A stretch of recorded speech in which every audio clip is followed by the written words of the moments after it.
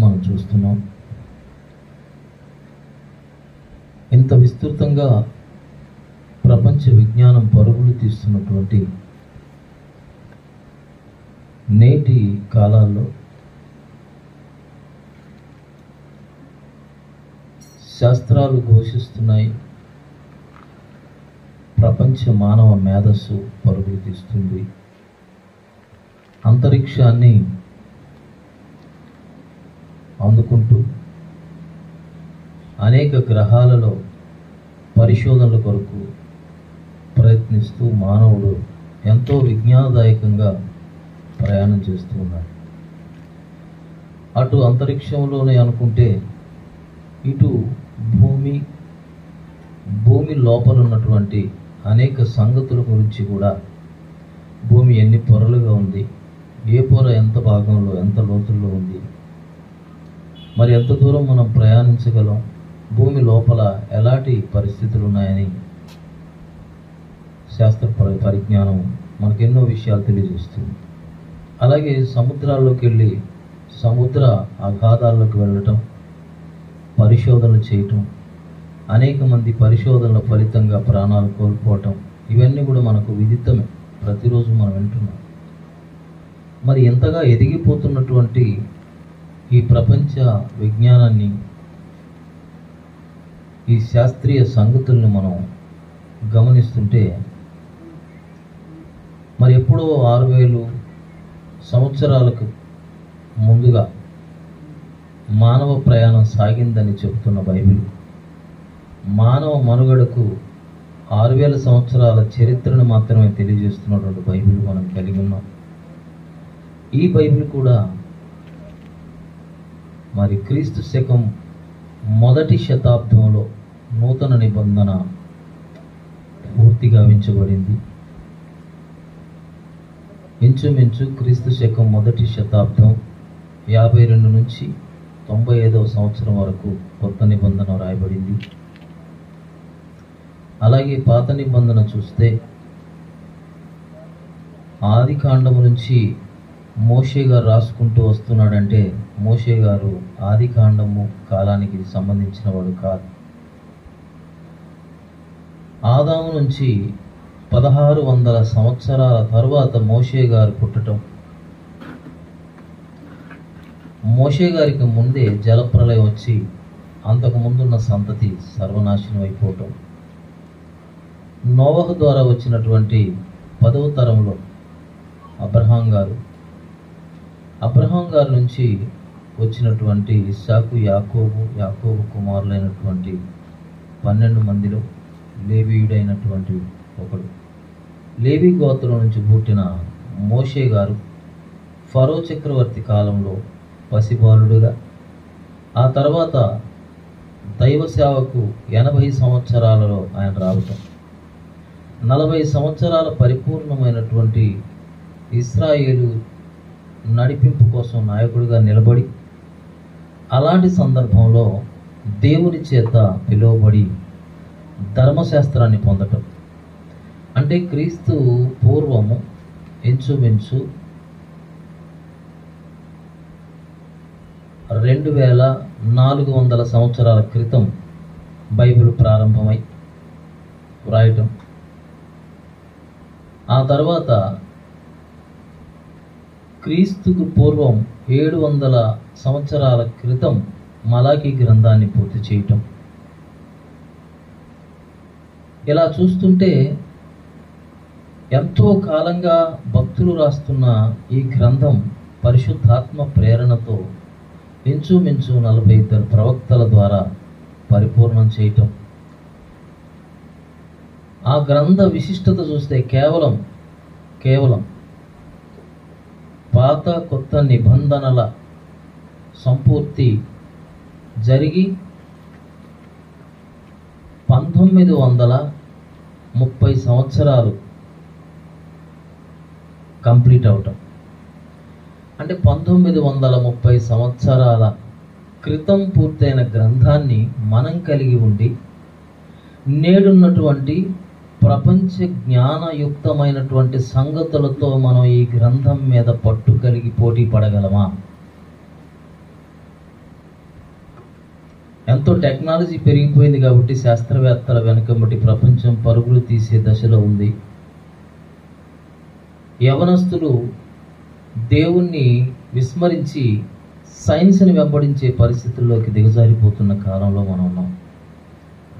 అందుకే ప్రపంచాన్ని తలదన్నే విజ్ఞానదాయకమైన సంగతులు బైబిల్లో ఉన్నాయో లేవో పరిశోధించాల్సిన అవసరం క్రైస్తవుల మీద ఆధారపడింది.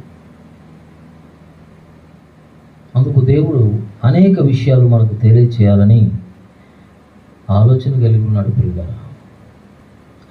మరి ఎంత టెక్నాలజీ పెరిగి ప్రపంచాన్ని పరిశోధిస్తూ అటు అంతరిక్షాన్ని ఇటు భూగోళాన్ని భూమి మీద ఉన్న జల సముద్రాలను పరిశీలిస్తున్నటువంటి మానవుడికి ఆ శాస్త్రం అందిన ఎంత శాస్త్రవేత్తలు అందుకున్నటువంటి విజ్ఞానం ఎంత అని మనం ఆలోచిస్తే ఆ విజ్ఞానం మాకెంత తెలుసు అనే సంగతి వారే శాస్త్రవేత్తలే అంటున్నారు. భూలోకంలో ఉన్నటువంటి సమస్త విజ్ఞానంలో మాకు 10% కూడా తెలియదని. వారికి ఎంత తెలుసటంటే ఇప్పటికీ 10% కూడా తెలియలేదట. అంటే ఇంకా 90% తెలుసుకోవాలంటే ఇంకా ఆ 90% పరిపూర్ణతకు వెళ్ళేసరికి టెక్నాలజీ ఎలా ఉంటుంది? దేవుడు చేసిన సృష్టిలో మనిషి తెలుసుకున్నది 10%. 10% తెలుసుకున్న మనిషికున్న జ్ఞానాన్ని మానవులు మరి ఫాలో చేయటం, సృష్టిని సృష్టించిన సృష్టికర్తను విడనాడి మరి శాస్త్రాన్ని ఫాలో చేయటం, ఇది ఒక విడ్డూరమైనటువంటి సంగతి. అందుకే మనం ఈ శాస్త్రవేత్తలకి ఎంత తెలుసయ్యా అంటే దేవుడు ముందుగానే ఈ మానవులకి ఎంత తెలుసో ఒక విషయాన్ని తెలియజేస్తున్నాడు బైబిల్ గ్రంథంలో. వాళ్ళు అంటున్నారు మాకు 10% తెలుసని. దేవుడు అంటున్నాడు ఈ మానవ విజ్ఞానానికి ఈ ప్రకృతిలో ఉన్న జ్ఞానం అట ఎంత అందిందో చెప్తున్నాడు యోబు గ్రంథం ద్వారా. ఒక మాట చూసుకుందాం.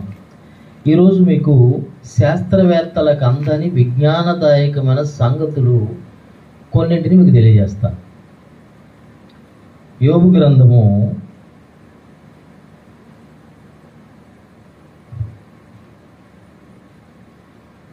26వ అధ్యాయములో 14వ వచనాన్ని చూద్దాం. ఇవి ఆయన కార్యములలో స్వల్పములు, ఆయనను గూర్చి మనకు వినబడుచున్నది. ఏమి వినబడుతున్నది? మిక్కిలి మెల్లనైన గుసగుస శబ్దం.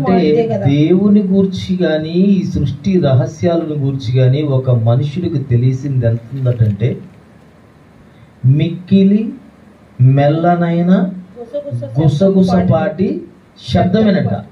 అంటే నేటి శాస్త్ర ప్రపంచ విజ్ఞానానికి తెలిసింది దేవుని గురించి కానీ సృష్టి గురించి కానీ ఎంత అంటే, దేవుని గురించి వారు పట్టించుకోరులేండి, సృష్టి గురించి ఎంత అంటే మిక్కిలి మెల్లనైన గుసగుసపాటి శబ్దమేనట. దేవుడు ఒకవేళ మాట్లాడితే ఎలా ఉంటుందండి? ఆయన స్వరం ఎలా ఉంటుందంటే గంభీరముగా ఉంటుందట. ఆయన స్వరము మనం వినజాలనంత విస్తార జలముల ప్రవాహ ధ్వని వలె ఉంటుందట. అలాంటి ధ్వని కలిగిన స్వరం ఎక్కడ?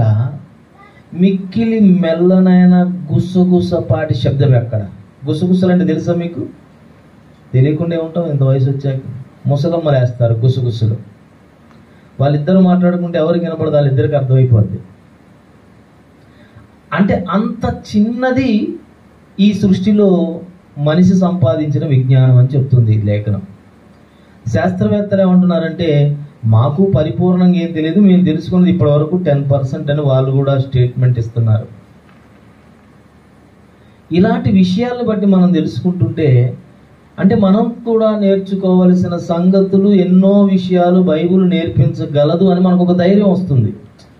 మనుషులకు తెలిసింది మిక్కిలి మెల్లనైన గుసగుసపాటి శబ్దమే అని యోబు గ్రంథ కాలంలో. యోబు గ్రంథం ఎప్పుడు రాశారంటే క్రీస్తు పూర్వం 1500 సంవత్సరాలకు అప్పుడు రాశారు. క్రీస్తు పూర్వం 1500 సంవత్సరాల కాలంలో యోబు గ్రంథం రాస్తే అప్పటికే యోబు గ్రంథం చెప్తుంది ఈ మానవాళికి తెలిసింది గుసగుసలే అని. అంటే మనిషికి ఏమీ అర్థం కాదు దేవుని యొక్క సంకల్పం, ఈ సృష్టి రహస్యాలు. మరి మనిషి తెలుసుకోవాల్సినటువంటి ఎంతో మహత్తరమైన సంగతులు బైబిల్లో ఉన్నప్పుడు దేవుడు మనకు ఒక హెచ్చరిక చేశాడు. మనం ఏం తెలుసుకుంటే, ఏం నేర్చుకుంటే మనం పరిపూర్ణులుగా మారతామో ఒక విషయాన్ని హెబ్రీ పత్రిక ద్వారా తెలియజేస్తున్నాడు. హెబ్రీ పత్రిక చూడండి, 6వ అధ్యాయము 1-3 వచనాలు. కాబట్టి నిర్జీవ క్రియలను విడిచి మారు మనసు పొందుటయు, అంటే మనుషులలో ఏం జరగాలో దేవుడు ఇక్కడ ఒక విషయం చెప్పాడు. మనుషులు నిర్జీవమైన క్రియల్లో ఎక్కువగా పార్టిసిపేషన్ ఉంది. శాస్త్రవేత్తలు అంటే వాళ్ళు చేసేదే జీవక్రియలు కావు అవన్నీ. అవి కూడా నిర్జీవ క్రియలే. సూర్యుని గురించి, చంద్రుని గురించి తెలుసుకోవాల్సినంత అవసరం ఏం ఒరిగిపోయిందని దేవుడి గురించి మానేసి, అంటే దేవుడి గురించి తెలుసుకోవటం అనేది జీవక్రియ, ప్రకృతి గురించి తెలుసుకునేది నిర్జీవ క్రియ. ఎందుకంటే ఈ ప్రకృతి అనేది శాశ్వతమైంది కాదు, స్వతహాగా జీవము కలిగింది కాదు. యెహోవా జీవము గలవాడు, అంటే దేవుడు జీవము గలవాడు. జీవాన్ని తెలుసుకోలేదు వీళ్ళు. నిర్జీవ క్రియల్లోకి వాళ్ళు వెళ్ళిపోతున్నారు. కాబట్టి నిర్జీవ క్రియలను విడిచి, చదవండి అమ్మా, మారు మనసు పొందుట, దేవుని యందలి విశ్వాసము, బాప్తిస్మమును గూర్చినటువంటి బోధయు, హస్త నిక్షేపణము, మృతుల పునరుత్థానము, నిత్యమైన తీర్పు అనే పునాది మరలా వేయక క్రీస్తును గూర్చిన ఉపదేశములు మాని సంపూర్ణుల మగుటకు సాగిపోదాము. సంపూర్ణ ఒకటి కంటే, అంటే బైబిల్ గ్రంథాన్ని అవపాషణ చేస్తే ప్రపంచంలో మహామేధావి కంటే కూడా విజ్ఞానం అవపాషణ చేసిన వారికి ఉంటుంది. ఎందుకంటే బైబిల్ రాసింది మనుషులు కాదంటే చేతులు మనుషులవే కావచ్చు, కానీ రాయించినది ఒకే ఒక్కడు, దేవుడు. ఈ మాటలు పరిశుద్ధాత్మ పూర్ణులై మనుషులు రాశారు. బైబిల్ మీద మనకు ఒక విషయం గట్టిగా నమ్మాలి మనం. అదేంటంటే మనుషుల ఇచ్చను బట్టి పరిశుద్ధ గ్రంథములో ఏ లేఖనము పుట్టలేదు. ఇది కాన్ఫిడెంటల్గా మనం నమ్మవలసిన విషయం. ఎందుకంటే బైబిల్ చదివినప్పుడు ఇది పౌలు రాశాడు, ఇది మోషే రాశాడు, అసలు అన్నెసరీ ఆ టాకింగ్ అవసరం లేదు మనకు. పరిశుద్ధాత్మ వలన కలిగిన లేఖనాలు, పరిశుద్ధాత్ముడే ఈ లేఖనాలను మన యొద్దకు చేర్చాడు అనమాట.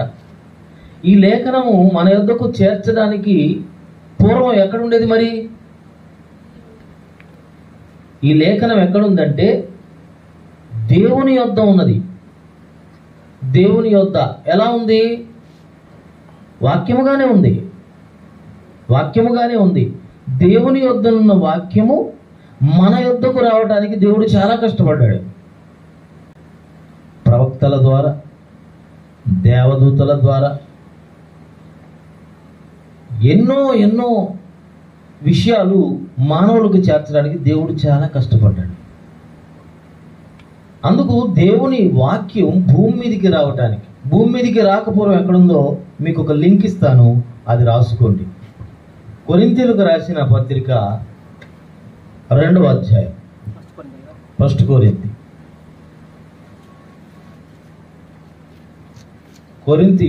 కొరింథీ 2వ అధ్యాయము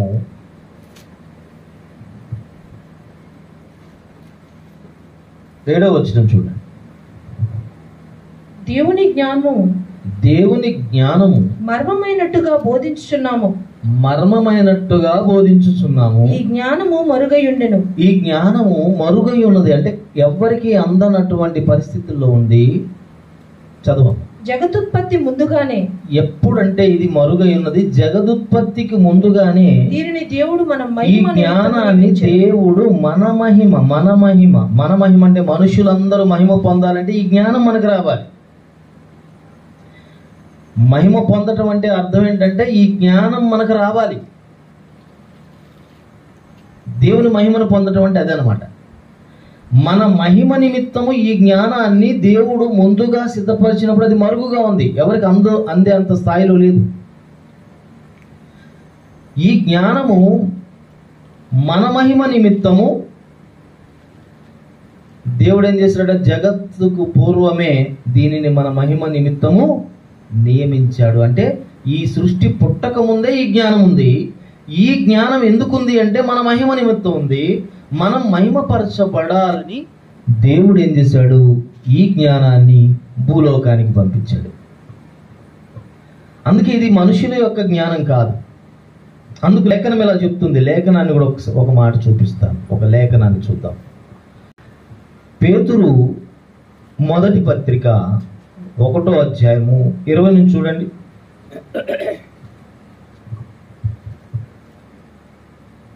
ఆయన జగత్తు పునాది వేయబడక మునిపే నియమింపబడెను గాని. చాలండి.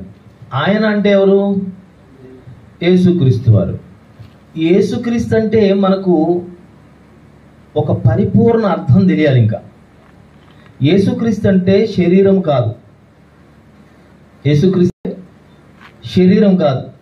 శరీరంతో యేసుక్రీస్తును చూస్తాను అని మనం అనుకోవటం అది మనకు విజ్ఞానాన్ని పెంచదు. అది విజ్ఞానదాయకమైన సంగతి కాదు. మరి యేసుక్రీస్తు ఎవరు? ఒకసారి జ్ఞాపకం చేసుకుందాం. కొరింథీ మొదటి పత్రిక 1వ అధ్యాయం 24వ వచనం. యేసుక్రీస్తు అంటే ఎవరు? ఆయన యూదులకు ఆటంకముగాను అన్యజనులకు వెర్రితనముగాను ఉన్నాడు గాని యూదులకేమి గ్రీసు దేశస్థులకేమి పిలువబడిన వారికే క్రీస్తు దేవుని శక్తియును. ఏంటంటే క్రీస్తు దేవుని శరీరంతో చూడటానికి ఇప్పుడు ఈ రోజుల్లో క్రీస్తుని అలా చూడకూడదు. శరీరాన్ని కలిగి ఉన్న క్రీస్తుని చూడటానికి మనకి ఇప్పుడు అధికారం లేదు. ఒకప్పుడు బాలుడైన యేసు, ఆయన్ని చూడటానికి అవకాశం ఇప్పుడు లేదు.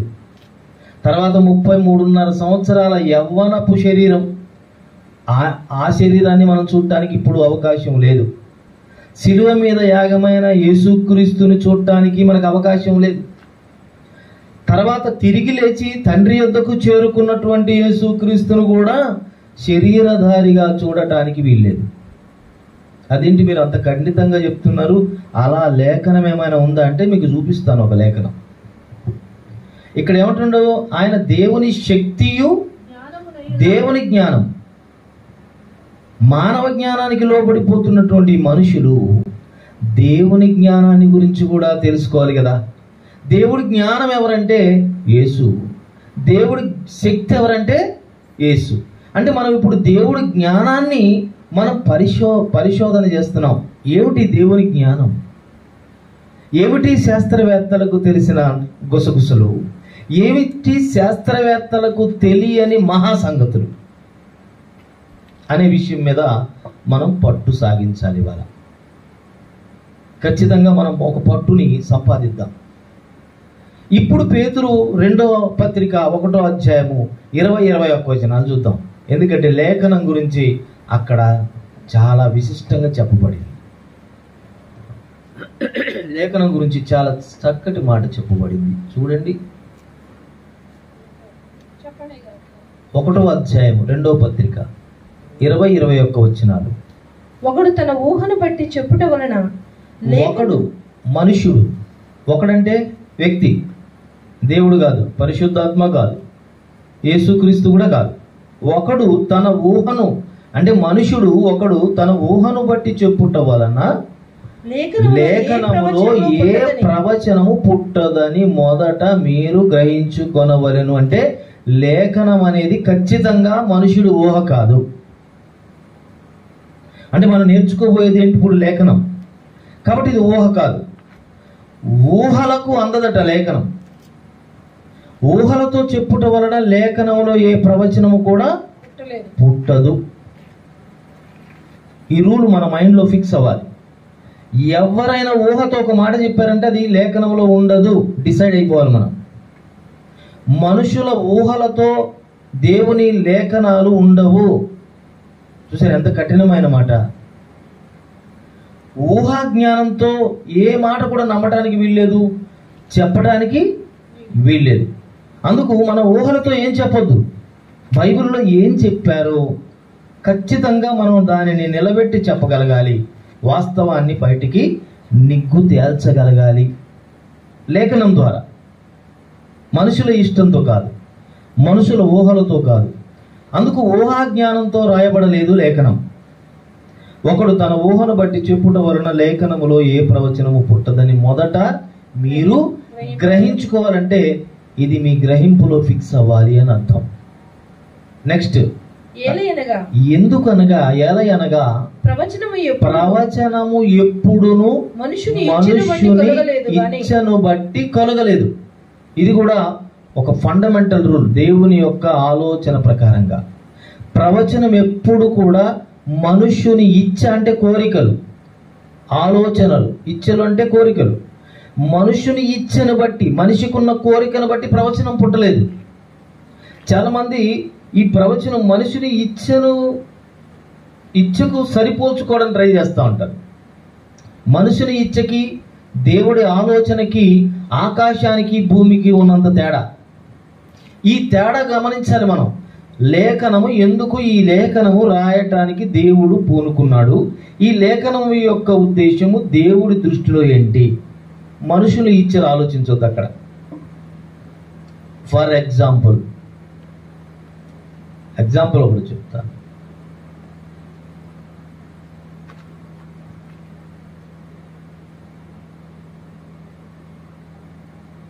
మీరు శిష్యులను పంపిస్తే ఈ మాట అంటాడు దేవుడు మత్తయి సువార్త 10వ అధ్యాయంలో, మీరు నశించి ఉన్న ఇశ్రాయేలీయుల వద్దకే వెళ్ళుడు గాని మరి ఎక్కడికి మీరు వెళ్ళదు. ఇప్పుడు 12 మందిని పంపుచు మీరు ఇశ్రాయేలీయుల వద్దకే వెళ్ళమన్నాడు కదా. అదే విషయాన్ని అలాగే పట్టుకున్నారనుకోండి వాళ్ళు. బూదిగంతముల వరకు ఈ యొక్క 12 మంది అపోస్తులు సువార్తను ప్రకటించడానికి అవకాశం ఉందా లేదా? లేదు. ఆ 10వ అధ్యాయంలో చెప్పినటువంటి లేఖనం ఎంతవరకు ఉపయోగపడిందో అంతవరకే దాన్ని వాడుకోవాలి. ఇప్పుడు ఆ మాట మనం వాడామనుకోండి, నశించిన ఆ గొర్రెల యొద్దకే, ఆ ఇశ్రాయేలు యొద్దకే మీరు వెలుడి, మరి ఎవరి యొద్దకు వెళ్ళకండి అన్నాం అనుకోండి. ఇప్పుడు అది చెల్లుతుందా అంటే చెల్లదు. ఆ మాట ఒక కాలం వరకు చెల్లుతుంది, ఆ తర్వాత ఆ మాటకి ఉపయోగం లేదు. మరి ఇప్పుడు ఏం చేయాలి? అప్పుడు వెంటనే మనకి ఇంకొక లేఖనాన్ని ఇచ్చాడు దేవుడు. ఇప్పుడు మీరు సర్వాధికారం నాకు ఇవ్వబడి ఉన్నది కాబట్టి మీరు సర్వ సృష్టికి వెళ్ళి సర్వజనులను నాకు, అంటే అందరికీ అవకాశం వచ్చింది.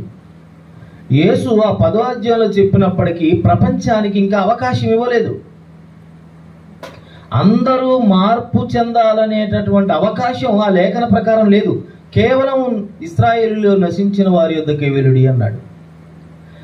ఆ తర్వాత ఆయనకి సర్వాధికారం ఇవ్వబడిన తర్వాత మీరు సర్వలోకానికి వెళ్ళి సర్వ సృష్టికి సువార్తను ప్రకటించమన్నాడు. ఇప్పుడు ఆ లేఖనాన్ని పట్టుకొని అక్కడే ఆగిపోతే మనం ఈ లేఖనాన్ని న్యాయం చేయలేం. అందుకే లేఖనాన్ని చాలా జాగ్రత్తగా ఎప్పుడు దేవుడు ఎలాగ ఆయన ఆలోచన ప్రకారం రాయించాడో తెలుసుకోవాలి. మనుష్యుని ఇచ్చిన బట్టి మనం లేఖనాన్ని ఎప్పుడు కూడా ఆలోచించొద్దు. అయితే ఇవాళ ఒక చక్కటి సంగతి, ఇప్పటి వరకు ప్రపంచ విజ్ఞాన శాస్త్రానికి అందని ఒక చక్కటి సంగతి మీకు తెలియచేయాలన్నది నా సంకల్పం, నా ఆలోచన. ఎందుకంటే మనము దేవుని యొక్క పరిచారకులుగా, బలమైన సేవకులుగా ఎదగాలని దేవుడి యొక్క చిత్తమై ఉన్నది. అదే చెప్తున్నాడు Hebrew 5:12 ఆ మాట చెప్తున్నాడు. చూడండి అక్కడ. తర్వాత మీకు మంచి వివరణాత్మకమైన సంగతుల్లోకి వెళ్ళిపోదాం. కాలమును బట్టి చూచితే కాలమును బట్టి చూస్తే మీరు బోధకులుగా ఉండవలసిన వారు అంటే ప్రపంచంలో ఉన్న క్రైస్తవులందరూ ఏమైపోవాలట? బోధకులుగా ఉండాలి. ఒక్కరు కాదు. ఇప్పుడు బోధకులు ఒకరుంటే 100 మంది విశ్వాసులు, బోధకులు ఒకరుంటే 1000 మంది విశ్వాసులు, బోధకులు ఒకరుంటే 1,00,000 మంది విశ్వాసులు. ఇలాగా మనం భూచరిత్ర చూస్తున్నాం భూమి మీద. కానీ దేవుని సంకల్పం ఏముందో తెలుసా? బైబిల్ గ్రంథ అవపాషణ జరిగితే కాలాన్ని బట్టి చూస్తే, కాలాన్ని బట్టి అంటే ఎంతకాలం అయింది యేసుక్రీస్తు వారు వాక్యాన్ని ఇచ్చి? చెప్పండి, ఎంతకాలం అయింది? 2000 సంవత్సరాల దగ్గరకు వస్తుంది బైబిల్ గ్రంథం మానవాళికి దేవుడిచ్చి, విత్ న్యూ టెస్టిమెంట్. అప్పటి నుంచి చూస్తే అసలు ప్రపంచంలో అనేక బోధనా సిబ్బంది బయటకు వచ్చారు. కాలమును పట్టి చూస్తే మీరు బోధకులై ఉండవలసిన వారై ఉండగా అన్నాడు. అంటే బోధకులు కావాలి, అందరూ బోధకులు కావాలి. యేసుక్రీస్తు వారి దగ్గరికి వచ్చారు 12 మంది. 12 మందిని ఏం చేశాడు ఆయన?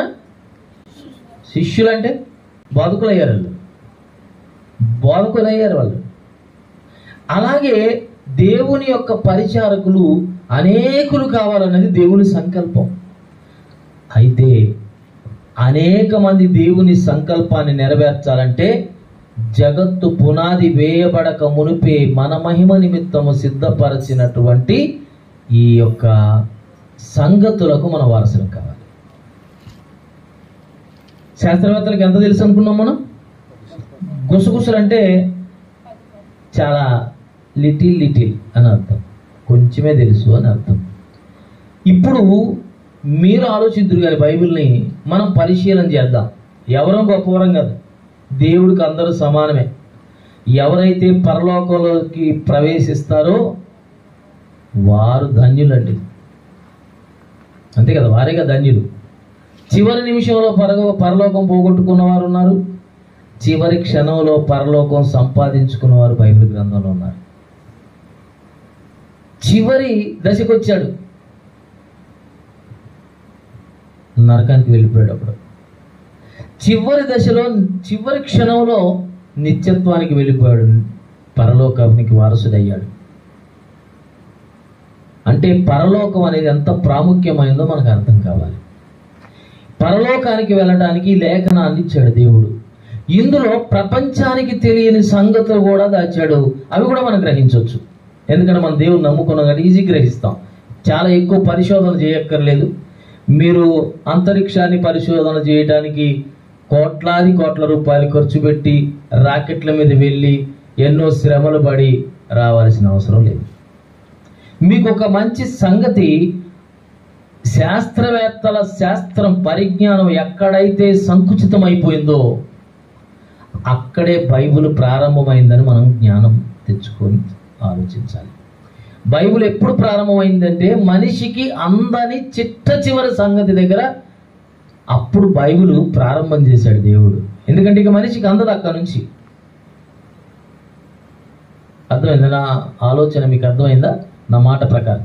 బైబిల్లో ఒక విషయాన్ని మొట్టమొదటగా ప్రవేశపెట్టడానికి, అంటే ఆదికాండం 1వ అధ్యాయం 1వ వచనం దేవుడు భూలోకంలో ప్రవేశపెట్టటకు ముందు మానవ విజ్ఞానం అంతా కలిపితే అది ఎక్కడైతే ఆగిపోయిందో అక్కడ నుంచి దేవుడు మాట్లాడడం మొదలుపెట్టాడు.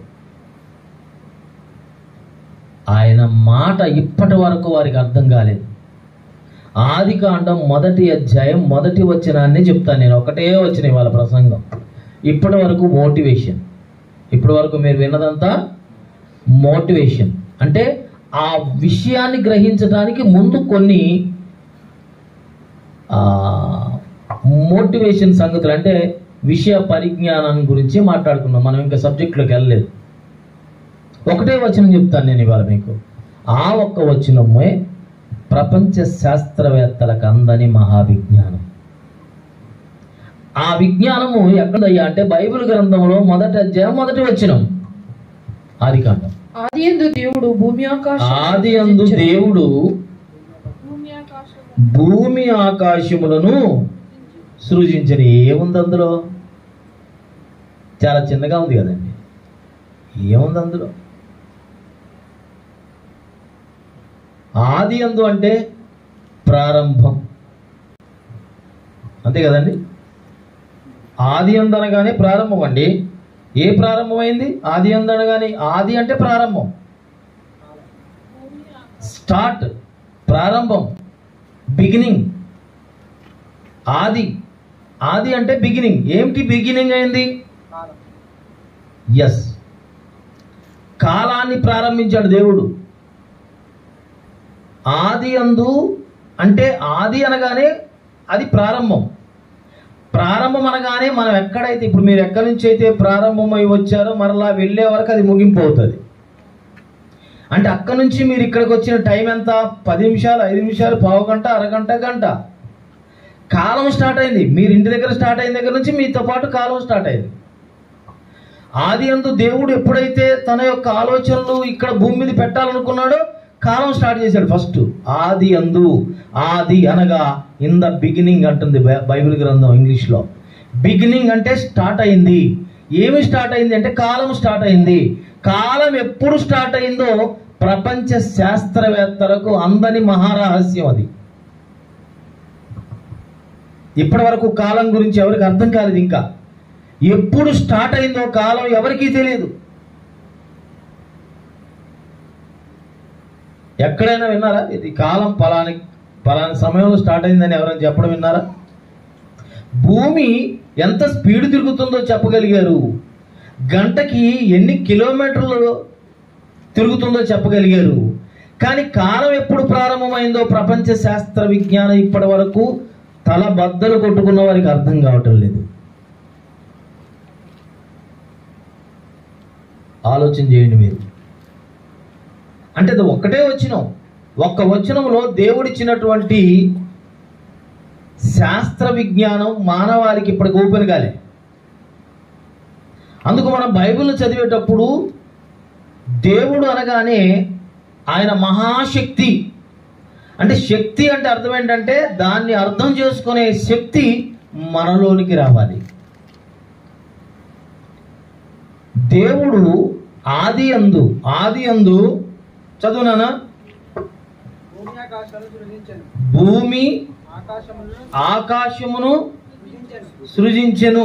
ఆది యందు అనగానే కాల ప్రారంభం. ఎప్పుడు కాల ప్రారంభమైంది ఎవరైనా అడగండి ప్రపంచంలో. అతను ఎంతటి మేధావైనా, ఎంతటి విజ్ఞానవంతుడైనా, శాస్త్రవేత్తలైనా. 2, దేవుడు అనగానే, దేవుడు అంటే చాలా మందికి అర్థం కాని సంగతి ఇది. దేవుడు అంటే మనల్ని కాపాడుతాడు, కరుణిస్తాడు, దీవిస్తాడు, ఆశీర్వదిస్తాడు, మనకు రోగం బాగు చేస్తాడు, కడుపులో నొప్పి తీసేస్తాడు, పెళ్లి చేస్తాడు, ఉద్యోగం ఇస్తాడు. అంటే చాలా లిటిల్ సంగతుల మీద దేవుని పెట్టేసుకొని చిన్నగా చూస్తున్నాం దేవుణ్ణి. ఇంతే చూస్తున్నాం దేవుణ్ణి. అందుకని మనం ఏం చేసాం, దేవుడు కూడా పెద్దగా ఉంటే బాగుందని చిన్న ఫోటో ఇంట్లో వేసేసుకుంటున్నాం. చూసారా, దేవుని ఎక్కడ తీసుకొచ్చామంటే చివరికి అసలు మనం దేవుని అర్థం చేసుకునే పరిస్థితిలో నుంచి ఆయన చిన్నవాళ్ళు చేసేసాం.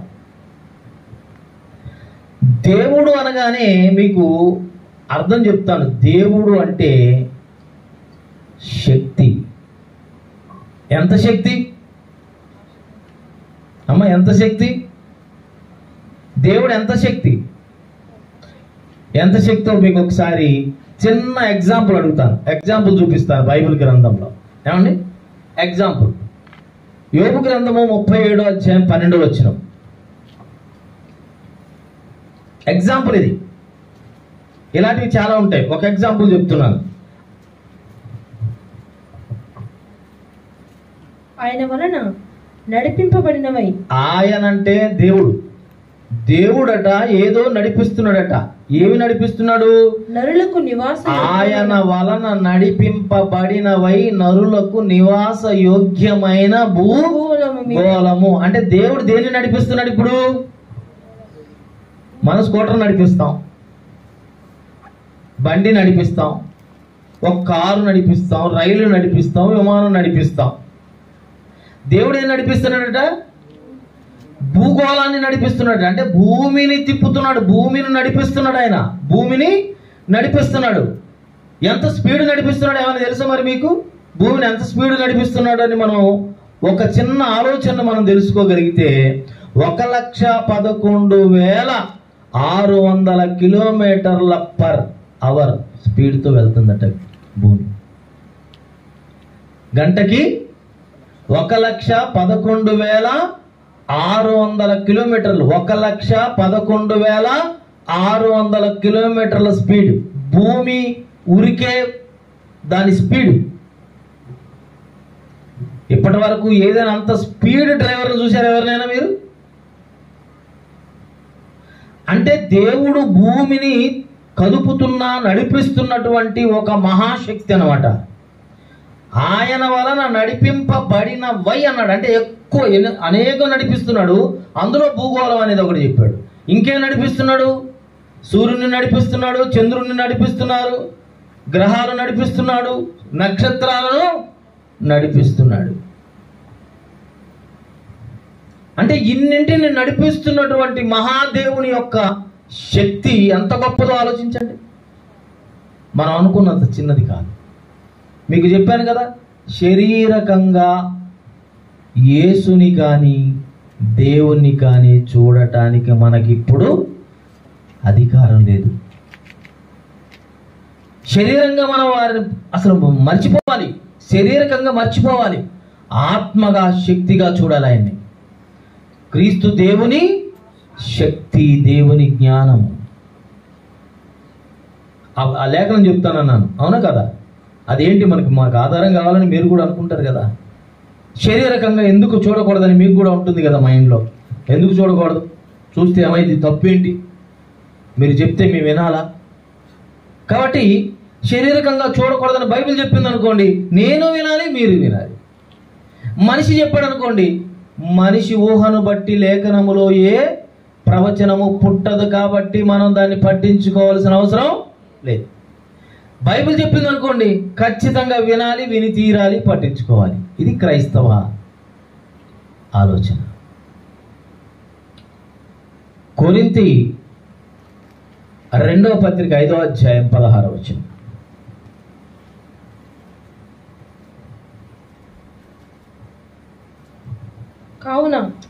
కావున ఇక మీదట మేము శరీర రీతిగా ఎవరినైనా ఎరుగము. ఎవరిని కూడా భూమి మీద అసలు శరీర రీతిగా ఎవరిని పట్టించుకోరటండి భక్తుడు. మేము క్రీస్తుని శరీర రీతిగా ఎరిగి ఉండినను. క్రీస్తుని కూడా చూసారా ఎంత చక్కగా చెప్తున్నాడు. మేము క్రీస్తుని శరీర రీతిగా ఎరిగి ఉండినను, ఇక మీదట ఆయనను అలాగు ఎరుగము. అంటే శరీర రీతిగా మేము ఆయన్ని ఇక పట్టించుకోము, అవసరం లేదు. మాకు శరీరంతో ఉన్న యేసు కాదు మాకు కావాల్సింది. చూసారండి, ఎవరు ఆ మాట రాశారు? పౌలు గారు. పౌలు గారి కంటే నేనేమైనా పెద్దన్నా? పౌలు గారి పాదాల దగ్గర నేర్చుకోవడానికి కూడా మనకు అర్హత లేదు. ఎందుకంటే ఆయన ఆ కాలంలో పుట్టాడు, మనం ఈ కాలంలో పుట్టాం. చూసారా? అంటే శరీర రీతిగా యేసు ప్రభువును చూస్తే మనకేం అర్థం కాదు, ఇక బైబిల్ అర్థం కాదు. యేసుని ఎలా చూడాలి మనం? దేవుని శక్తి, దేవుని జ్ఞానం. జ్ఞానానికి కొలత ఎంత ఉంటుంది? కొలత లేనంత జ్ఞానం యేసుక్రీస్తు వారు. అంటే మనం ఎంతవరకు ఆలోచించవచ్చు? కొలత లేనంత ఆలోచించవచ్చు. ఒక మానవ విజ్ఞానమే ప్రపంచంలో ఉన్న చంద్రమండలం, అంగారగ్రహం, ఇలాంటి ప్రపంచంలో ఉన్నటువంటి గ్రహాల గురించి, నక్షత్రాల గురించి, అంతరిక్షం గురించి, భూగోళం గురించి, ఇటు భూమి మీద ఉన్న నీటి గురించి ఆలోచిస్తుంటే మనం దేవుని జ్ఞానాన్ని పొందిన వారు ఇంకేం ఆలోచించాలి? అందుకే చెప్తుంది లేఖనం, ఆది అందు అంటే ప్రారంభము, కాల ప్రారంభం. ఏ ప్రారంభం? కాలము ప్రారంభమైంది, రన్ అవుతుంది అక్కడి నుంచి, టైం స్టార్ట్. దేవుడు అంటే శక్తి. దేవుడు అంటే శక్తి. శక్తి అంటే పవర్, అంతే కదా? మీ వాచ్ నడవాలి, ఏముండాలి? బ్యాటరీ ఉండాలి. బ్యాటరీ అంటే మీ దృష్టిలో అది బ్యాటరీ, కానీ దాంట్లో ఉంది పవర్, శక్తి ఉండాలి. శక్తి లేకుంటే బ్యాటరీ నడవదు, శక్తి లేకుంటే భూమి నడవదు. భూమి నడవాలంటే శక్తి ఉండాలి. భూమి నడుస్తుందంటే కాలం ప్రారంభం కావాలి. కాలము, శక్తి రెండు వచ్చేసాయి కదా, 2 పాయింట్స్. శక్తి ఎవరో ఇప్పటి వరకు ప్రపంచంలో అర్థం కాలేదు మానవ మేధస్సుకి. పైపెచ్చు చెప్తారు ఏమనంటే, అణువుని విభజిస్తే పరమాణువు, పరమాణువుని విభజిస్తే అణువుని విభజిస్తే సూక్ష్మాణువు, సూక్ష్మాణువు విభజిస్తే పరమాణువు, పరమాణువుని విభజిస్తే మిగిలేది శక్తి. అది కనబడదు, అది కనబడదు, పరమాణువే కనబడదు. పరమాణువే కనబడినప్పుడు శక్తి ఎలా కనబడుతుంది? శక్తి పదార్థాన్ని పుట్టించగలదు కానీ శక్తికి నాశనం లేదు. నాశనం లేనిది శక్తి. శక్తి పదార్థాన్ని పుట్టించగలదు, పదార్థాన్ని నాశనము కూడా చేయగలదు. ఈ రెండు పాయింట్స్ మనకు బాగా తెలిస్తే దేవుడు బాగా అర్థమవుతాడు. అంటే దేవుడు శక్తి, ఆయన సృష్టించింది భూమి. భూమిని సృష్టించినప్పుడు ఆది యందు దేవుడు అంటే శక్తి భూమిని, చూడండి, భూమిని ఆకాశమును సృష్టించెను. భూమి అంటే పదార్థం. మనం భూమి అని పిలుస్తున్నాం. అన్నాన్ని ఏమంటాం? ఆహార పదార్థం. ఎక్కడి నుండి వచ్చింది? మట్టి. అది మరీ మట్టి పెడితే బాగోదని మనకు జస్ట్ చేంజ్ చేశాడు అంతే. ఆయన ఒక మొక్క ద్వారా మనకు ఆహారాన్ని ఇచ్చాడు. మనం ఆహారం తినుకుంటూ ఇదేదో గొప్పదనుకొని ఆ గింజల కొరకు ఆశపడుకుంటూ బ్రతుకుతున్నాడు మనిషి పొట్టకుట్టు కోసం. సాతాను వచ్చింది యేసు ప్రభు దగ్గరికి. ఏమని అడిగింది? ఏం చెప్పింది? సలహా ఒకటి, రాళ్ళు రొట్టెలు చేసేసుకో అన్నాడు. అంటే రాయి రొట్టె అవుద్ది అనమాట. అవుతుంది. మట్టి భోజనం అయిపోయిందిగా మీకు. రాయి రొట్టె అవడం పెద్ద సమస్య ఉంది. అందులో ఆయన దేవుని కుమారుడు. అలా అంటే అన్ని రాళ్ళు రొట్టెలు అయిపోతాయి, హ్యాపీగా తినొచ్చు. సాతాను చెప్పాలేంటి, ముందు రాళ్ళు లేవా? కానీ ఆయన రొట్టెల కోసం కాదు, రాళ్ళు రొట్టెలు చేసుకొని తిను అన్నది సాతాను. అప్పుడు యేసుప్రభు ఒక మాట అన్నాడు. ఆ మాటని అర్థాన్ని నేను ఇప్పుడు మీకు విడగొట్టి చెప్పను కానీ మీరు ఆలోచిస్తూ ఉండండి. ఏదో ఒక చక్కటి వివరణ చెప్తాను. ఆ మాట ఏమన్నాడు తెలుసా? మనుషుడు రొట్టె వలన మాత్రము కాదు గాని దేవుని నోట నుండి వచ్చు ప్రతి మాట వలన జీవించును. అంటే దేవుడి నోటిలో నుండి వచ్చే మాట తిని బ్రతుకుతాడు మనిషి, రొట్టె వల్ల కాదు. సాతాను అంటే సాతానుకి జ్ఞానోపదేశం అయింది, మనిషికి ఆ పాయింట్కి ఇంతవరకు అర్థం కాలేదు. సాతానికి అర్థమైపోయింది, సబ్జెక్ట్ వచ్చు దానికి. సైలెంట్ అయిపోలేదు. మళ్ళీ ఏమైనా మాట్లాడింది, మారు మాట్లాడిందా అంటే దానికి ఓపెన్ అయింది. మనుషుడు రొట్టె వలన మాత్రము కాదు కానీ అంటే జ్ఞానం అర్థమైపోయింది. నేను మిమ్మల్ని ప్రశ్నిస్తాను, మీరు రొట్టెతో బ్రతుకుతున్నారా వాక్యంతో బ్రతుకుతున్నారా? అన్నం అంటున్నారు. రొట్టె అంటే ఆ కాలంలో అక్కడ రొట్టె, ఇక్కడ అన్నం. అన్నం బతికిస్తుందా వాక్యం బతికిస్తుందా? అయితే అన్నం అనేయండి. అంటే దాని భావన చాలా లోతైనది. దాన్ని విప్పడానికి ఒక హాఫ్ అన్ అవర్ పడుతుంది, దాని భావనని తీయడానికి బయటికి. అందుకే క్రైస్తవుడు ఎలా ఉండాలటంటే పరిపూర్ణుడుగా మారాలట. మనం ఎలా మారిపోవాలి?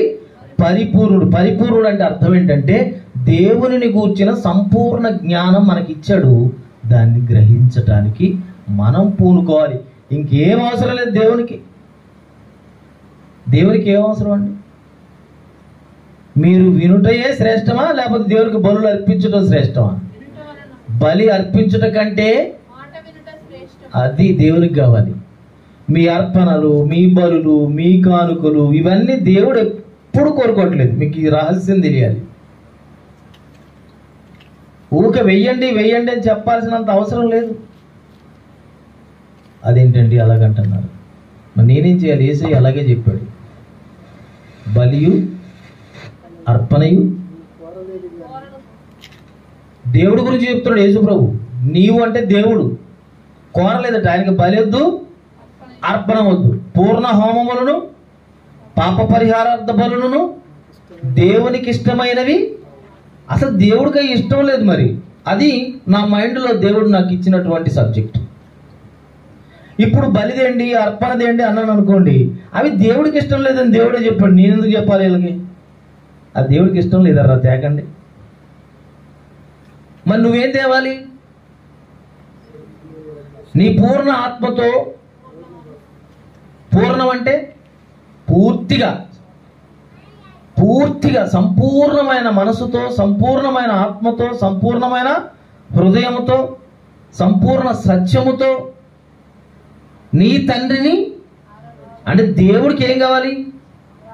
నీ ఆత్మ కావాలి, నీ హృదయం కావాలి, నువ్వు సత్యములో ఉండాలి.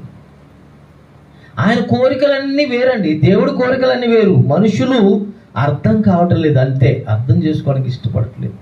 నేనేం బయట మాటలు చెప్పడం లేదు మీకు, దేవుడి మాటనే చెప్తున్నా.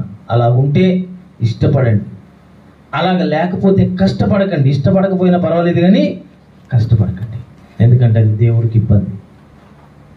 ఇంకొక సంగతిని గురించి ఆలోచిద్దాం. మూడో కాల ప్రారంభం, రెండవది శక్తి.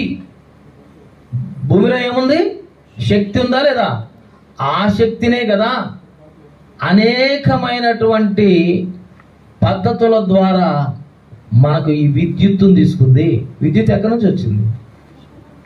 భూమిలో నుంచి ఎందుకు రావాలి చెప్పండి? భూమిలో నుంచి విద్యుత్ ఎందుకు రావాలి? భూమిలో నుంచి అంటే బొగ్గండి. భూమిలో నుంచి అంటే ప్రకృతి, విండ్, వాటర్, మ్యాటర్, వీటన్నిటి ద్వారా మనం ఏం సంపాదించుకుంటున్నాము? కరెంట్ ఎందుకు వస్తుంది అనుకుంటున్నారు? వచ్చిన కరెంటు బల్బులు వెలిగితే బ్రతుకుతున్నాం మనం.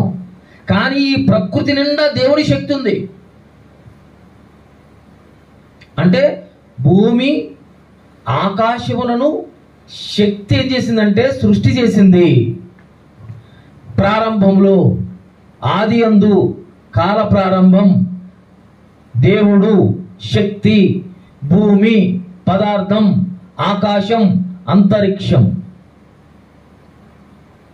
ఒకటే వచనంలో ఉన్నాం మనం. ఇంకా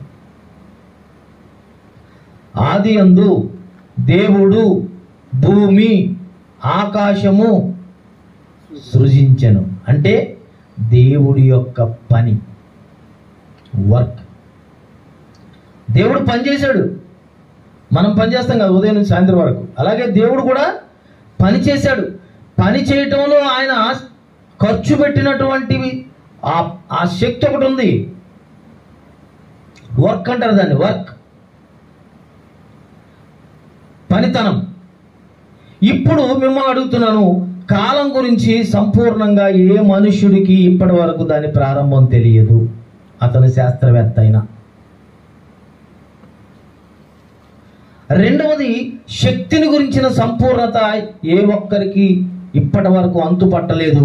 ఈ శక్తి ఎక్కడిది? ఏదో శక్తి ఉందండి మొత్తానికి, మనకంటే అతీతమైన శక్తి. దేవుడు అని చెప్పడానికి వారికి మొహమాటం, సిగ్గెక్కువ. దేవుడు అంటారా శక్తి అంటారా? మనకంటే ఏదో గొప్ప శక్తి అయితే ఉంది కానీ దేవుడు అని మాత్రం ఒప్పుకోడట. ఈ భూమిలో ఆ శక్తి ఎందుకు ఉందంటే దేవుడు కలుగ చేశాడు. దేవుడు అంటే శక్తినిచ్చాడు ఈ భూమికి. భూమి ఫలించాలి, శక్తినివ్వాలి. మూడవది కాల ప్రారంభం, రెండు శక్తి, మూడు భూమి అంటే పదార్థం, పదార్థపు ఉనికి, పుట్టుక ఎవరికైనా తెలుసా? ప్రపంచంలో ఇప్పటి వరకు ఎవరికి తెలియదు, అతను శాస్త్రవేత్త అయినా. అందుకే ఈ పాఠానికి ఒక పేరు ఏం పెట్టామంటే ప్రపంచ శాస్త్రవేత్తలకు అందని మహా రహస్యాలు. మీరు ఎప్పటికైనా దీన్ని ఛేదించగలరేమో చూడండి. శాస్త్రవేత్తలు ఈ ప్రపంచం ఉన్నంత వరకు వారికి అందని ఒక మహారహస్యాలు ఇవి. అలాంటి రహస్యాలతో బైబిల్ ప్రారంభమైంది. బైబిల్ ప్రారంభం వచ్చినమే ఇంత పవర్ఫుల్గా ఉంటే బైబిల్ ఎలా ఉంటుందో మీకు అర్థం కావాలి.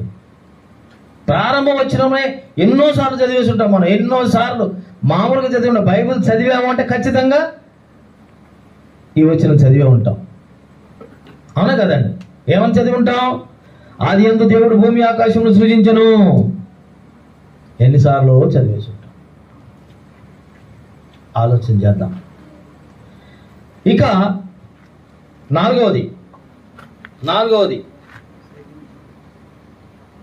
ఆకాశం. ఆకాశం అంటే అంతరిక్షం. అంతరిక్షం అట ఇప్పటి వరకు అందటం లేదట. శాస్త్రవేత్తలకి చెప్తున్నారు వాళ్ళు. అంతరిక్షము విస్తరించుచున్నది, దాని అంచులు మాకు అందటం లేదు అంటున్నారు వాళ్ళు. ఎందుకు అందటం లేదంటే అవి అందవు. దాని సృష్టికర్త ఎవరు? దేవుడు. అవి అందే అంతగా నీకు దగ్గరగా చేయలేదు. ఎందుకు చేయలేదంటే కొద్దిగా తెలిస్తేనే దేవుణ్ణి అంగీకరించటం లేదు. సంపూర్ణమైన సృష్టి రహస్యాలు ఇంకా మానవుడికి తెలియనివి బైబిల్ గ్రంథములో ఆది కాండం నుంచి మొదలుకొని ప్రకటన గ్రంథం వరకు అర్థం కాని అనేక సందర్భాలున్నాయి.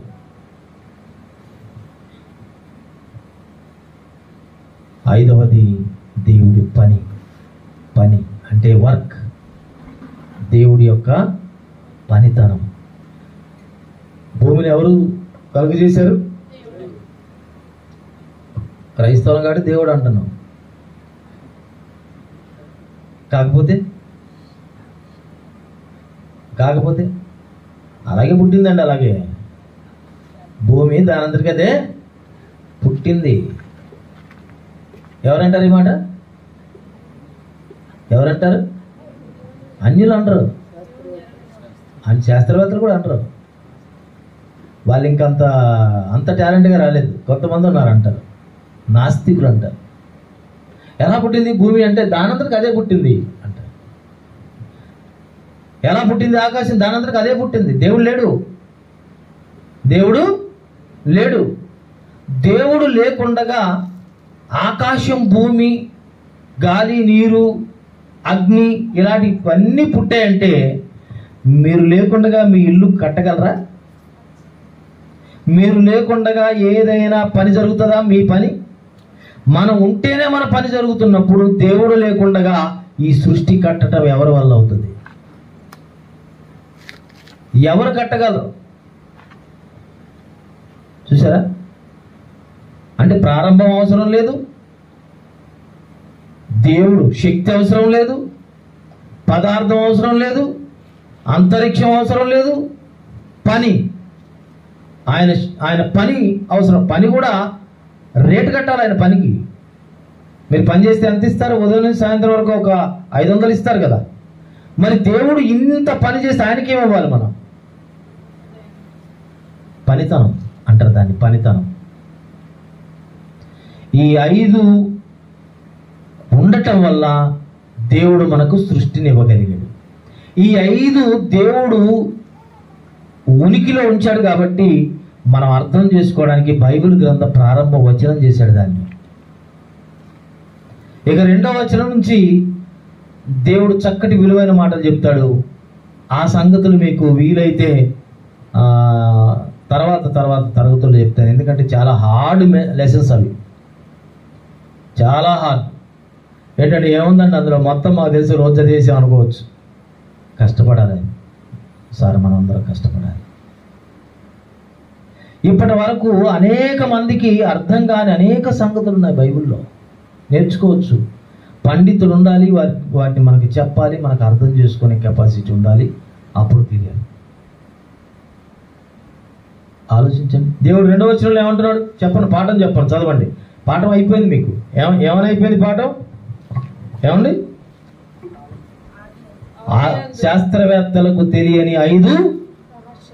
5 సంగతులు మీకు తెలియజేశారు, విలువైన సంగతులు. అవి ఎన్ని వచనాల్లో దాచబడి ఉన్నాయి? ఒకే ఒక్క వచనం. ఏమండి? ఒకే ఒక్క వచనం. చూసారా? 2వ వచనంలో ఏముంది? భూమి నిరాకారముగాను శూన్యముగాను ఉండెను. ఏమన్నా అర్థమైందండి ఈ పదం? అర్థమైందో కాలేదో ఒకసారి చూడండి. ఎప్పుడన్నా నేను మంచి లెసన్ చెప్తాను.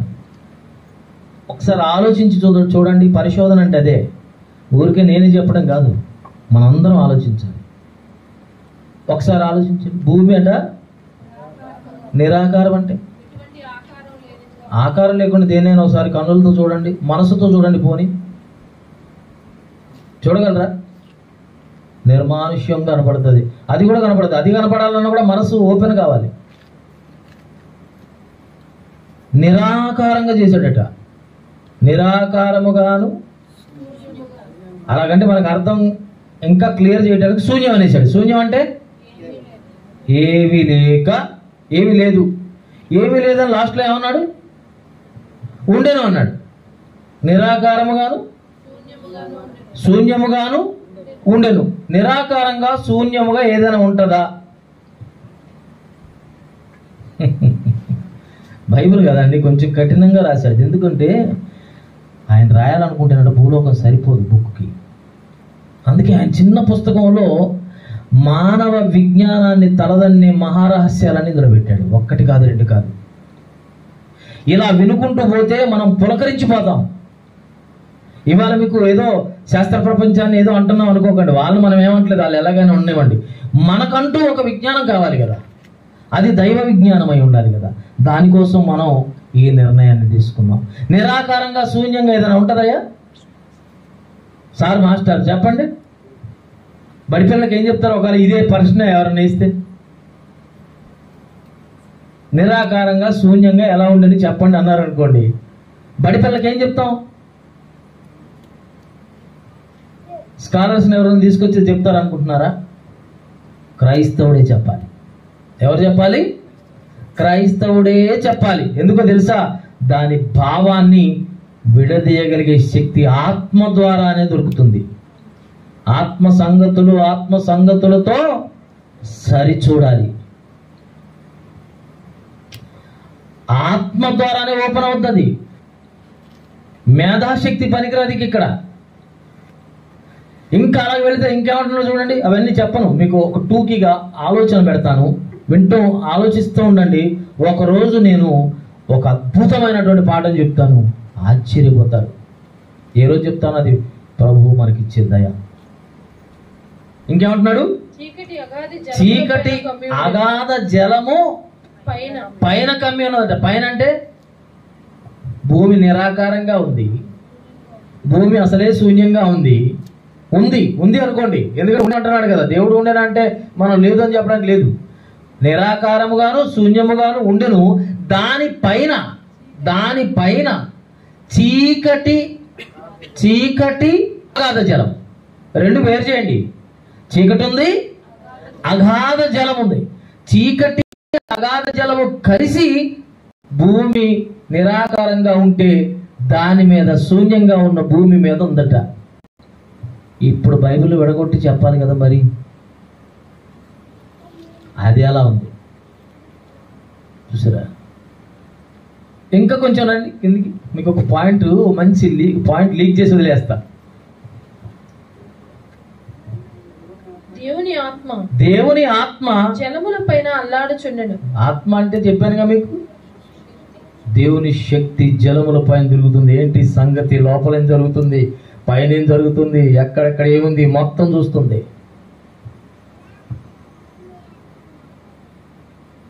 ఇంకా దేవుడు చూసారా, దేవుడు మాట్లాడడం ప్రారంభించాడు. ఆత్మ అగాధ జలముల పైన తిరుగుతుంటే దేవుడు ఏం చేస్తున్నాడు? వెలుగు కమ్మని పలుకగా వెలుగు కలిగెను. వెలుగు మంచిదైనట్టు దేవుడు చూచెను. దేవుడు వెలుగును చీకటిని వేరుపరచెను. చూసారా? అప్పుడేమైంది? చదవండి. దేవుడు వెలుగునకు పగలనియు చీకటికి రాత్రి అనియు పేరు పెట్టెను. అస్తమయమును ఉదయమును కలుగగా ఒక దినమాయెను. చాలు. ఎన్ని రోజులు అయిందటండి? ఒక రోజులో ఏం చేశాడు ఆయన? ఏమీ చేయలేదు. వెలుగు ఒకటి చేశాడు. వెలుగు ఎప్పుడైతే వచ్చిందో, చీకటి ఆల్రెడీ ఉంది కదా, ఇందాక చెప్పాను కదా, వాటి రెండింటినీ డివైడ్ చేశాడు. రెండు విడగొట్టేసరికి అస్తమయము ఉదయం అయిపోయింది. ఎన్ని రోజులు అయింది? ఒక రోజు అయింది. సూర్యుడు ఉన్నాడా? సూర్యుడు లేకుండా అస్తమయం ఉదయం ఎలా కలుగుతుంది? మీకు సూర్యుడు ఉంటే అస్తమయం ఉదయం కలుగుతుందా, లేకుండా కలుగుతుందా? కలుగుతుంది. మరి సూర్యుడే లేడు కదా అప్పటికి. సూర్యుడు లేకుండా అస్తమయము ఉదయము కలిగి ఒక దినం అయింది అంటే అసలు ఏంటి వండర్? ఇవన్నీ నేర్చుకోవడానికి చాలా కాలాన్ని మనం వెచ్చిద్దాం.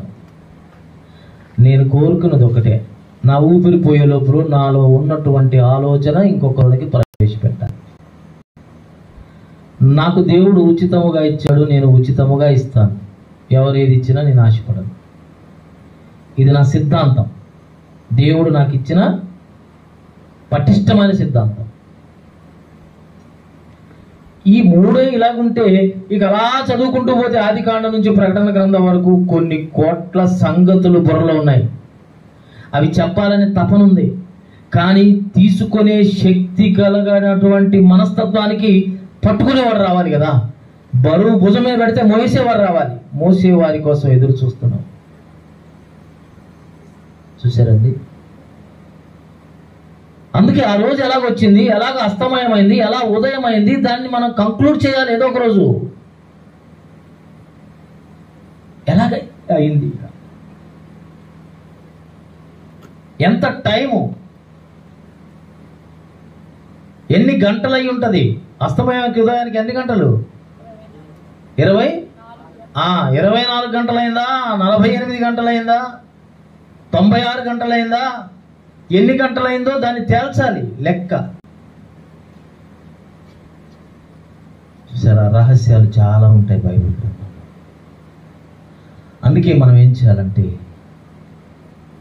బైబిల్ని ఖచ్చితంగా ఆలోచన చేయాలి. ఆలోచనే ఏం లేదు, ఎవరు ఇక్కడ నేర్చుకునే అవసరం లేదు. ఆలోచిస్తే చాలు తేటపడును అన్నాడు. మీరు ఆలోచించడం వలన తేటపడును. ఏమి మరుగైనది ఏది లేదు. బయలు బయర్చపడక పోదు. రహస్యమైనది ఏది లేదు. అంత ఓపెన్గా పెట్టాడు దేవుడు. దీని మీద కాన్సన్ట్రేట్ చేస్తే చాలు, ఆటోమేటికల్లీ మనకు ఓపెన్ అయిపోద్ది. అన్నీ ఓపెన్ అయిపోతాయి. హ్యాపీగా ఉంటుందండి, మనశ్శాంతిగా ఉంటుందండి, హ్యాపీగా నిద్రపోతాం, కలలు రావిక. క్రైస్తవులు చాలామంది కలలు కంటారు. ఎందుకో తెలుసా? అసంపూర్ణమైనటువంటి విధానంలో ఉంటారు వాళ్ళు. పరిపూర్ణుడైనప్పుడు కల రాదిక. దానియేలు గారి కళ, యోసేపు గారి కళ, ఇవన్నీ వేరు. ఈనాడు మనం కలే కళలన్నీ వేరు. మన ఇచ్చలను బట్టి కళలు వస్తుంటాయి. నాకు అది కనపడ్డది సార్. దాని భావం ఏంటంటే ఏదో చెప్పకపోతే బాగోదని పాస్టర్ గారు చెప్తుంటారు. వారికి తెలియదు అర్థాలు. ప్రియులారా, చాలా వాల్యుబుల్ పరిశుద్ధ గ్రంథం. ఆలోచన చేయండి. ఇవి మీకు శాస్త్రీయ పరంగా కొన్ని విషయాలు చెప్పాలని దేవుడు ఆలోచన ఇచ్చాడు ఇవాళ. అందుకే ఆడ తీసుకొచ్చాను. చివరికి ఒక మాట చదివించి ముగింపిస్తాను. హెబ్రీ పత్రిక 11వ అధ్యాయము. ఏమనుకోకండి, ఈ మాట మీకు ఉపయోగపడుతుంది. హెబ్రీ పత్రిక 11వ అధ్యాయం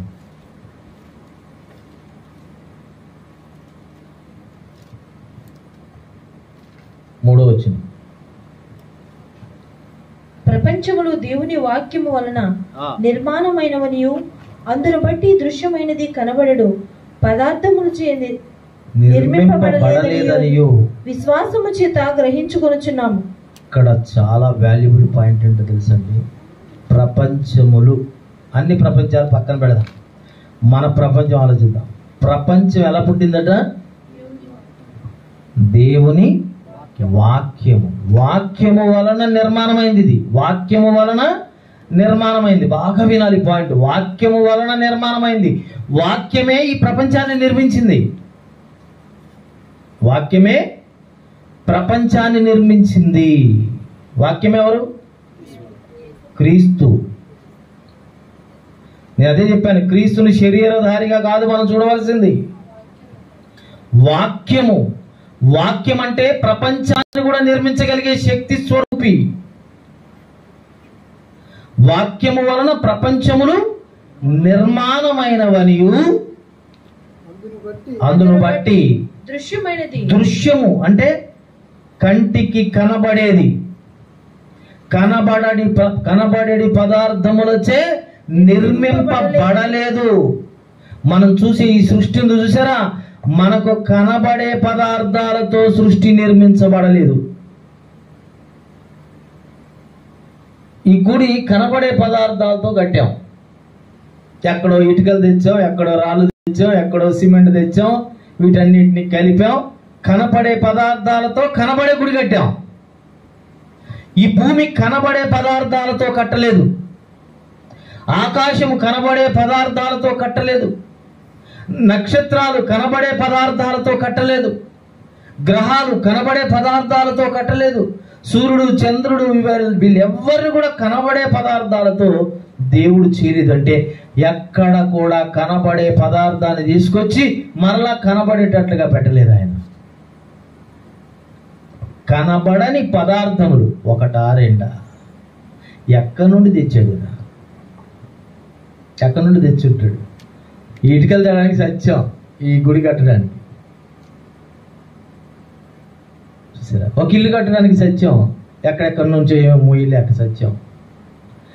ఇంత లోకాన్ని కట్టడానికి కనబడని పదార్థం ఎక్కడి నుండి పట్టుకొచ్చాడు ఈయన? ఎలా కట్టాడు? ఏంటి సంగతులు ఎలాగ అర్థం అవుతాయి మనకు?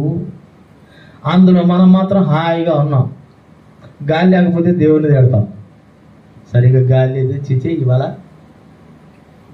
ఎండ పడితే దేవుని తిడతాం, వర్షం పడితే దేవుని తిడతాం, చలి కొడితే దేవుని తిడతాం. చూసారా, దేవుడికి రోజు తిట్లేదు సృష్టి చేసినందుకు. ఆయన మనల్ని సురక్షితంగా ఉంచాలని కనబడని పదార్థములు వచ్చే అదృశ్యమైన వాటితో ఈ దృశ్యమైన వాటిని కట్టాడట ఆయన. అది కదండి దేవుడు. అందుకే అన్నాడు, ఆది అందు దేవుడు భూమి ఆకాశములను సృజించెను. ప్రార్థన చేసుకుందాం మరొకసారి. ఆధ్యాత్మికంగా చాలా పాఠాలు ఉంటాయి, తర్వాత నేర్చుకుంటూ. ఏదైనా మీకు తెలిస్తే కూడా మాకు చెప్పండి, మేము నేర్చుకోవడానికి కూడా సిద్ధమే మా ప్రభు. ఎందుకంటే మాకు ఇంకా అవసరం. ప్రార్థన చేసుకుంటాం. దయగల మా దేవుడా, కొన్ని మానవాతీతమైన సంగతుల కొరకు ఆలోచించాం. మానవ మేధస్సు